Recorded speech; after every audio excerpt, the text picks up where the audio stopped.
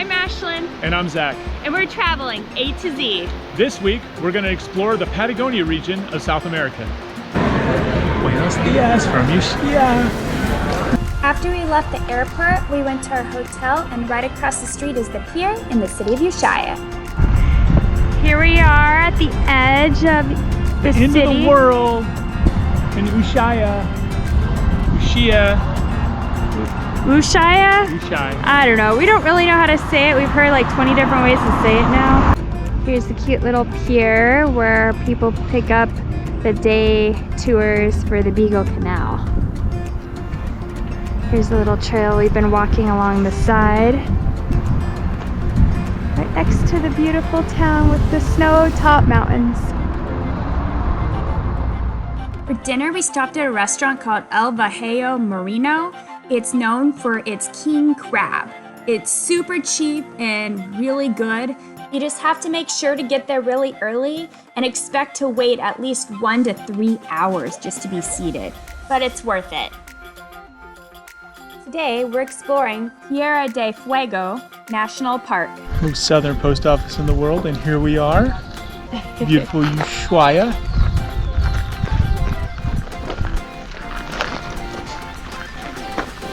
This is the most southern post office in South America.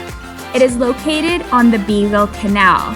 The post office was originally located on the Isles of Redondo, where it served as a stop-off point for sailors and adventurers to send letters to their loved ones. Once global communication improved, the post office was no longer served as a useful purpose, so it moved from the Isles of Redondo to its current location for tourists. Unfortunately, we weren't able to go in because it was closed today. Next to the post office, there's a trail called Senda Costera. It's a trail that's around 4.6 miles one way, and it goes along the Beagle Canal. We unfortunately didn't have a lot of time to take the whole trail, but we did take about a half a mile of it. Isn't this gorgeous? Look. From this trail, you could see the Beagle Canal and the snow-capped Andes in the distance. Here we are at the end of the world, the southernmost point that you can get to by road, with a whole bunch of other people. Of course, we got a picture with the famous sign. At this location, the road ends. The road goes from Alaska through Canada, the United States, and South America, and abruptly ends outside of Ushuaia. The total distance is 17,849 kilometers. You then walk along a path to get to the water's edge. Walking to the end of the world. The pathway is flat. As you walk, you can see the beautiful Laptia Bay, and beyond that, the Beagle Canal. There are a few lookouts you could stop at as you go along the trail. One of the outlooks has gorgeous views of the bay, the Andes Mountains, and Chile in the distance. Another outlook ends at the port of Porto Aires. The trail Senda de la Baliza is a 1.9-mile out-and-back trail located in Tierra del Fuego National Park. It's a flat trail and it walks along the water's edge. As you walk along the trail, the bay and the Andes Mountains will just pop out of the trees randomly. Right now there's a lot of flowers blooming, which are so pretty against the snow-capped mountains in the distance. So our guide is telling us this is something called fake mistletoe. It's a parasite that grows on some of the local trees.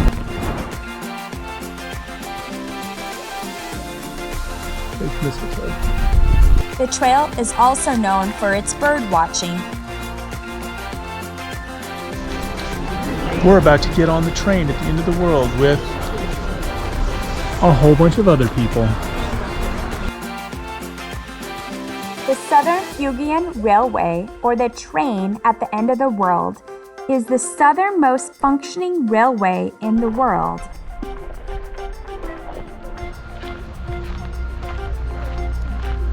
We're on the train to the end of the world. Well, we are at the end of the world. We're at the end of the world. We're heading back to the rest of the world on the Hogwarts Express.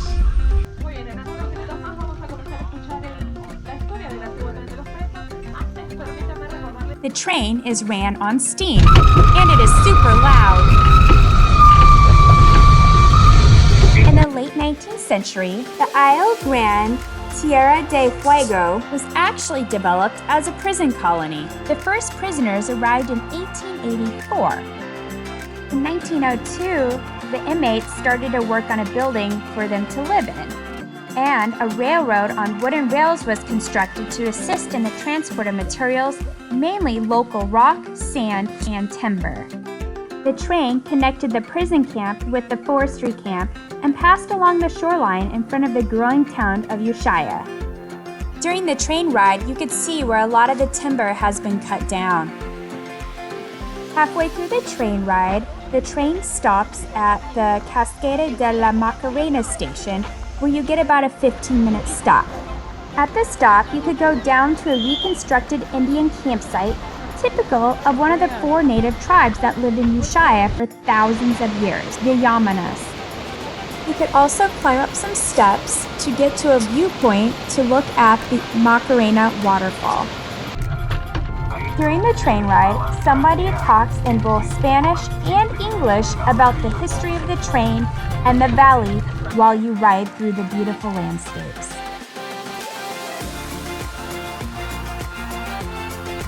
We are now back in Ushuaia so we can get on a boat to go explore the Beagle Canal. We're on a boat in the Beagle Channel. Beagle Channel. And the beautiful city of Ushuaia. The city of Ushuaia is the capital of Tierra del Fuego province in Argentina. It is the southernmost city in the world, and it is located in a wide bay on the southern coast of Tierra del Fuego. In the north, it's surrounded by the Martial Mountain Range and Glacier, and on the south by the Beagle Canal. One of our first stops on the tour was to Isle de los Perros, or Bird Island. This island's covered by a lot of seabirds, especially the king cormorants. The cormorants are black and white and are native to South America.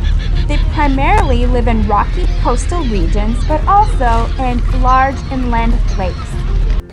The next island we visited was Isle de los Lobos, or Sea Lion Island. It is populated by both South American sea lions and South American fur sea lions, and is a perfect spot to see the large mammals. South American sea lions' size and weight vary. The adult males can grow over 9 feet and weigh up to 770 pounds. The adult females can grow up to 7 feet and weigh about half the weight of the males, around 330 pounds. We were very lucky because we got to see a southern elephant seal. It is the largest marine mammal that is not a whale. Going to the lighthouse at the end of the world. But actually not the last lighthouse at the end of the world. Probably the second then. It's actually a lie. This lighthouse is known as the lighthouse at the end of the world, but it's misleading. The lighthouse is actually confused with San Juan de Salvamento Lighthouse on the east coast of the remote island of De los Estados, made famous by Julia Verne in the novel The Lighthouse at the End of the World, which is further east and the actual lighthouse at the end of the world. That's cool because the red, white, red means beware when you're coming from the Atlantic. And then when you're coming from the Pacific, there'll be white, red, white to beware, saying it's dangerous.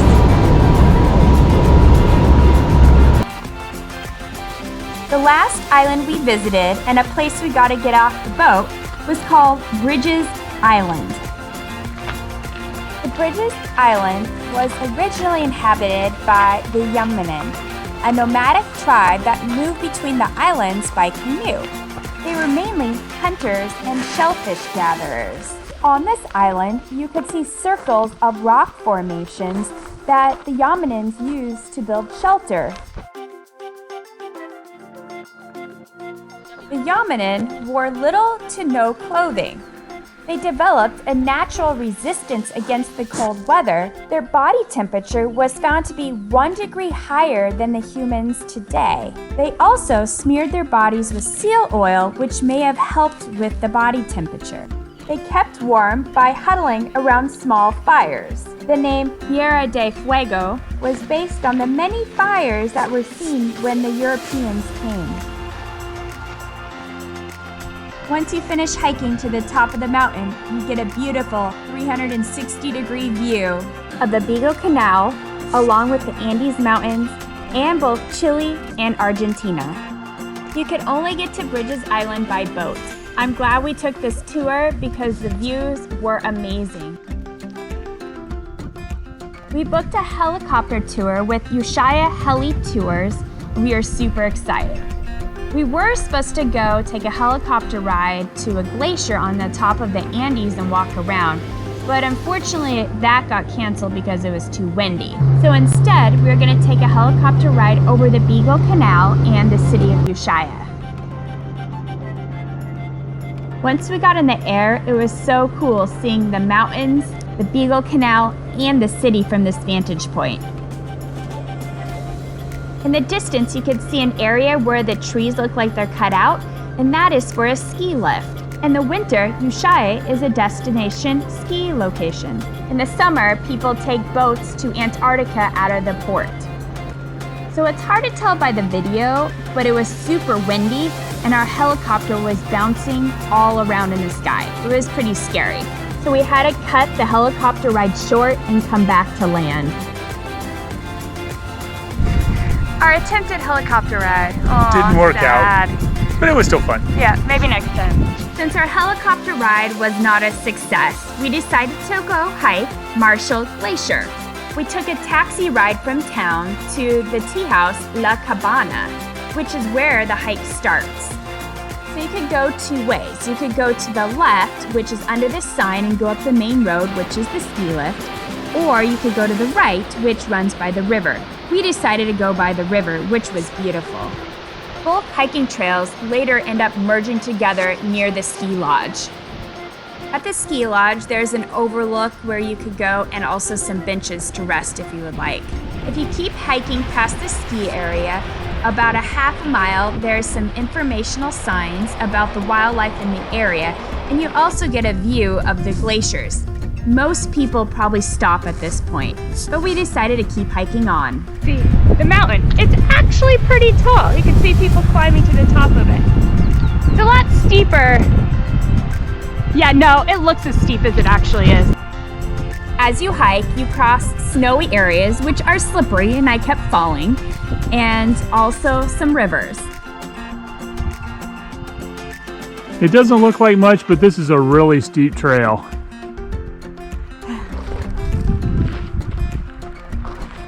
Or maybe we're just out of shape. Either or.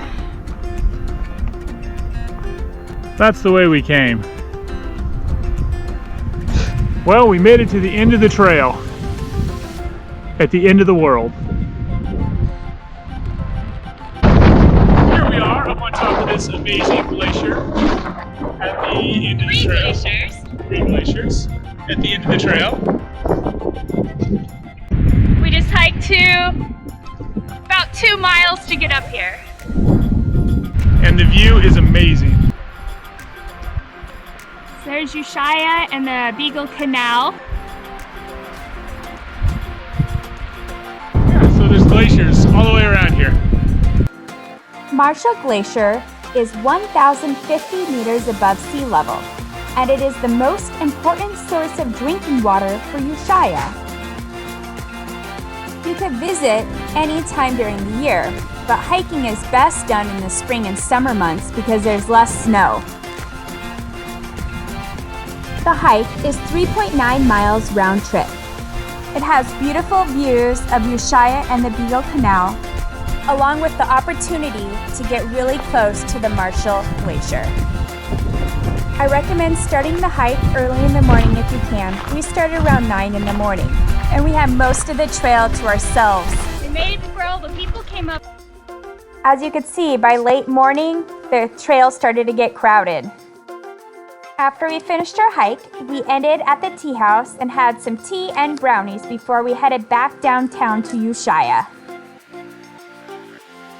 Patagonia has been amazing, but now it's time for us to head to our next adventure.